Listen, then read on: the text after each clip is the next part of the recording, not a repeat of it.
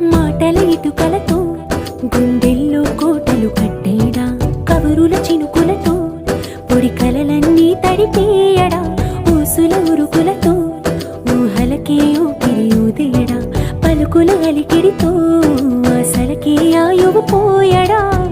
మౌనమై వాడు ఉంటే ప్రాణమే మవ్వును. నువ్వేనా ప్రపంచం అనిస్తూ వెనక తిరుగుతూ, నువ్వేనా సమస్తం అంటాడే, కలలోన కూడా కాను కంద నీడే. ఆరడుగులుంటాడా, ఏడడుగులేస్తాడా,